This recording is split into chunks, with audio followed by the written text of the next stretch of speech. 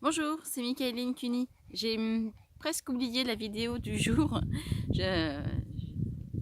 Bon, j'ai pas vraiment d'excuses, mais du coup, je vais profiter de me faire sécher au soleil. Je sors de la piscine et je vais profiter de me faire sécher au soleil pour vous la faire.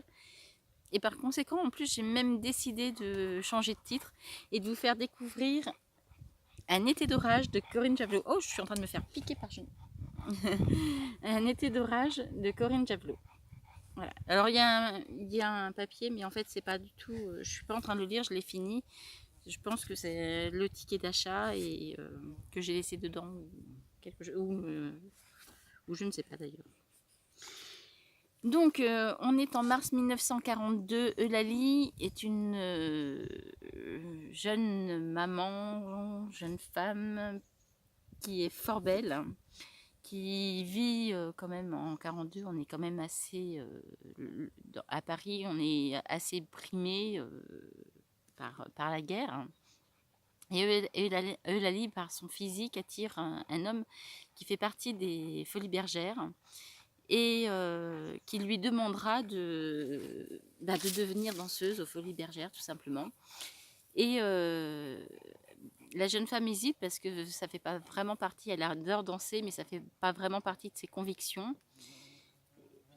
Et suite à cet engagement aux Folies Bergères, elle va tomber dans un engrenage malsain où on la manipulera par rapport à son poste si elle ne côtoie pas certaines personnes, dont forcément des Allemands.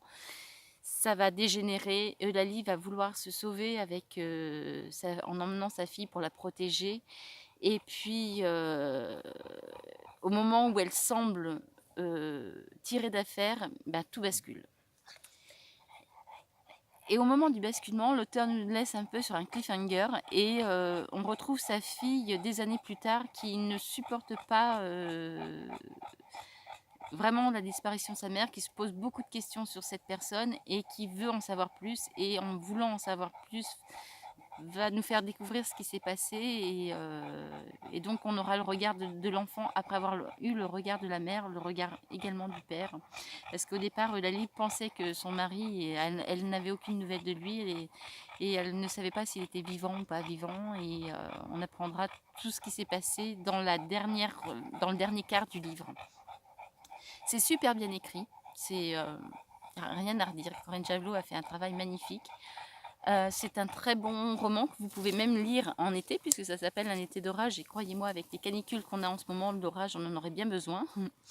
Donc, je vous conseille petite lecture d'été, pour finir l'été, Un été d'orage de Corinne Javelot.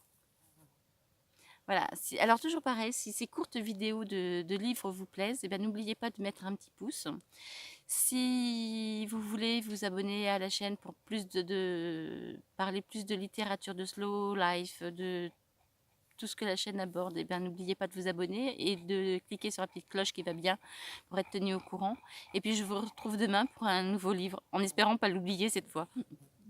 Bye bye.